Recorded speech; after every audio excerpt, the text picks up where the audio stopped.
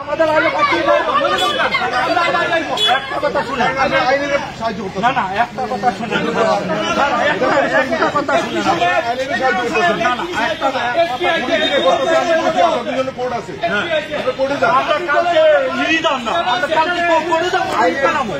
আপনার ঈদের জন্য না, আমি আমার কাছে যে অভিযোগ আছে সেই অভিযোগগুলো আমি কাজ করতে আমি আইনের বাইরে কোনো কিছু করছি না।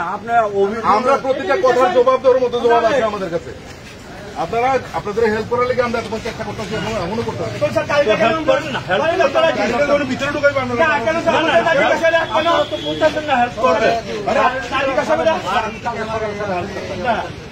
সকালে আমি কি আইনের বেড়ে কাজ করবো না, আমি কি আইনের বেড়ে কাজ করবো? আমি যখন কোর্টে যাবো তখন কি আপনি আমার সঙ্গে থাকবেন? আমি একলা জবাব দিয়ে করতে দিব?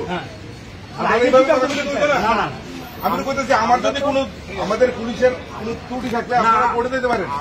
2 ঘন্টা 3 ঘন্টা বলে আমরা বাদ দেব না, না হবে না স্যার, আমরা তো চলে যেতাম, আমরা বাদ করতে খাইতাম, আমরা মানুষ জান, আমরা জান, আচ্ছা ঠিক আছে স্যার, আমরা আপনার কাজ করবো, আমরা কাজ করতে হবে, আমরা থাকবো,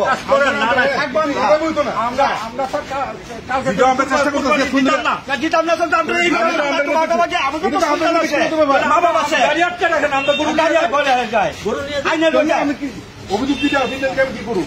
অভিযোগ করলে অভিযোগ আইনের সমস্ত রাস্তা আপনি না কেন নেন না?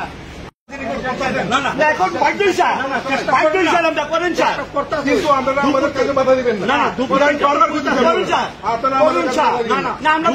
আমাদের কাজে বাধা দিবেন না,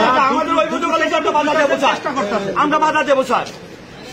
এত যে আমাদের গুলি করে আপনি মাথায় মারুন না, না না স্যার, তাহলে আপনি আপনি যা কিছু করবেন আপনি পুলিশের ভর্তি বলে কথা বলবেন, এইভাবে কথা বললে হবে নাকি?